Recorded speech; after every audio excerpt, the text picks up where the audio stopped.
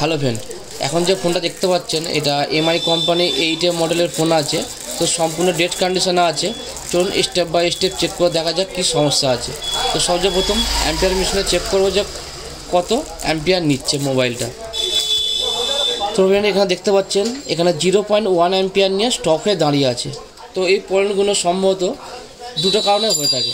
সবচেয়ে প্রথম, প্রাইমারি লাইনে কোনো প্রকার যদি শর্ট থাকে সেক্ষেত্রে হয়, এবং সেকেন্ডারি লাইনে কোনো প্রকার শর্ট থাকলে সেক্ষেত্রে হয়। তো এখানে প্রাইমারি লাইনে আমার কোনো প্রকার শর্ট দেখাচ্ছে না। তো এখানে প্রাইমারি লাইনে সম্পূর্ণ ওকে আছে, কোনো প্রকার শর্ট নেই। তো আমি আরেকবার ভালোভাবে চেক করে দেখে নেবো যে শর্ট আছে কি না। তো এই ধরনের প্রবলেমগুলো বেশিরভাগই শর্ট থাকলে এই ধরনের সমস্যা করে। আইসি শর্ট কিংবা কোনো ক্যাপাসিটার শর্ট থাকলে এই ধরনের প্রবলেম দেখা দেয়। তো এরপরে আমি ভোল্টেজটা চেক করব যে আমার ব্যাটারি কানেক্টারে কত পরিমাণ ভোল্টেজ আছে। তো এখানে 2.70 এই ধরনের সামথিং ভোল্টেজ আছে, কিন্তু এই ভোল্টেজে চার্জ নেওয়া দরকার। এখানে অ্যাম্পিয়ার শো করা দরকার যে 0.6 থেকে 1 অ্যাম্পিয়ার নেওয়া দরকার, কিন্তু সেক্ষেত্রে 0.1 অ্যাম্পিয়ার নিয়েই স্টকে দাঁড়িয়ে আছে। তো যাই হোক, এর পরের স্টেপ চেক করব, অর্থাৎ সেকেন্ডারি লাইনে কোনো প্রকার শর্ট আছে কিনা।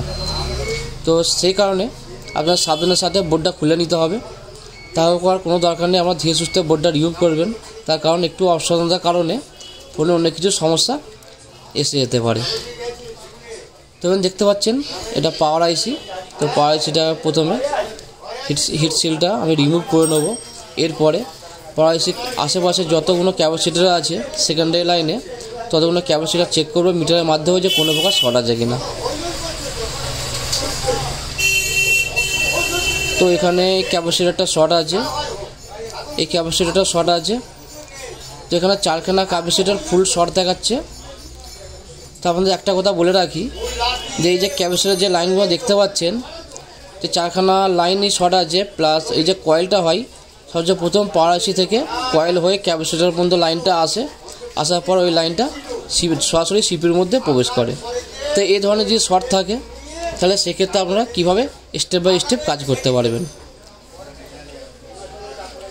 তো সেই ক্ষেত্রে আপনাদের সর্বপ্রথম যেটা করতে হবে, পাওয়ার আইসির পাশে যে দুটো কয়েল আছে, অর্থাৎ যে দুটো ব্ল্যাক কয়েল আছে, ওই ব্যাক কয়েলগুলো রিমুভ করুন। রিমুভ করে দুটো পয়েন্টে আপনাদের কোয়ান্টিটি নিতে হবে যে কোন সাইড দিয়ে আপনাদের গ্রাউন্ড আসছে। পাওয়ার আইসি শর্ট থাকলে অনেক সময় এই ধরনের সমস্যা করে, শর্ট হয়, এবং সিপিইউ শর্ট থাকলে ক্যাপাসিটর শর্ট থাকলেও সেক্ষেত্রে শর্ট দেখায়।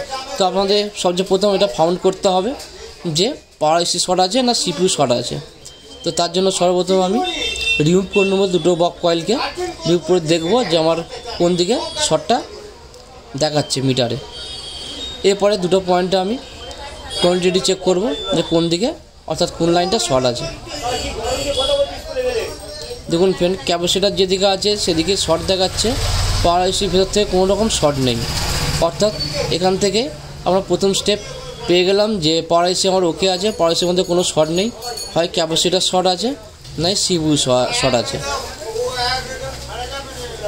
তো ভালো আমি চেক করবো প্রতিটা ক্যাপাসিটার কোনো প্রকার শর্ট আছে কিনা। এইভাবে আপনাদের প্রথমে ফাউন্ড আউট করে নিতে হবে যে পাওয়ার আইসি শর্ট আছে কিংবা ক্যাপাসিটার শর্ট আছে না সিপিইউ শর্ট আছে। তো এরপরে আমি ক্যাপাসিটারগুলোকে রিমুভ করবো, যে 4খানা ক্যাপাসিটার আছে, যে ক্যাপাসিটার শর্ট আছে কিনা। তো যখন ক্যাপাসিটারগুলো রিমুভ করবেন বোর্ড থেকে, অবশ্যই পাওয়ার আইসিটাকে কভার করবেন। তার কারণে ভোল্টেজ যদি পাওয়ার আইসির মধ্যে যায় সেক্ষেত্রে পাওয়ার আইসির প্রবলেম আসতে পারে। তো এই ক্ষেত্রে আপনাদের হিটিং রাখতে হবে 250 ডিগ্রি টেম্পারেচার, এবং এয়ার রাখতে হবে 2।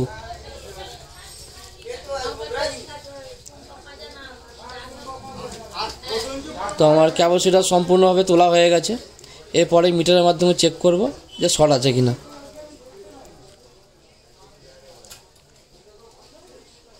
তো এখনও শর্ট কাটেনি, এখনও শর্ট আছে। এরপরে যেটা করব যে কভার যে হয় সে কভারটাকে আমি কাটিং করে নেবো বোর্ড থেকে।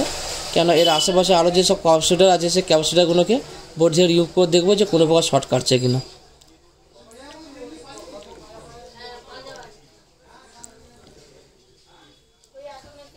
তো আশেপাশে যতগুলো ক্যাপাসিটার আছে প্রত্যেকটা ক্যাপাসিটারই চেক করে মিটারের মাধ্যমে যে আর কোন কোন ক্যাপাসিটার এখানে শর্ট আছে। তো সেই ক্যাপাসিটারগুলোকে বোর্ড থেকে রিমুভ করব, রিমুভ করে দেখবো যে শর্ট কাটছে কিনা।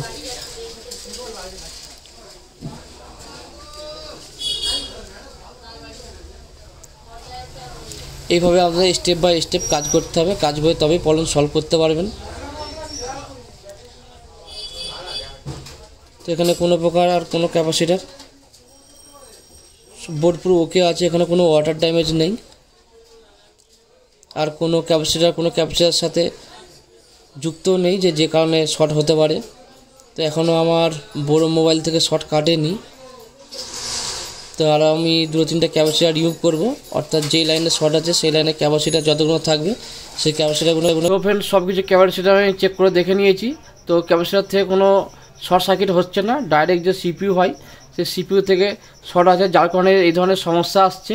তো এখনও মার্কেটে সিপিইউ পাওয়া যাচ্ছে না, নেক্সট টাইম যদি পাওয়া যায় তাহলে সিপিইউ চেঞ্জ করলে আপনার প্রবলেম সলভ হয়ে যাবে। ভিডিও দেখার জন্য আপনাদের অসংখ্য ধন্যবাদ।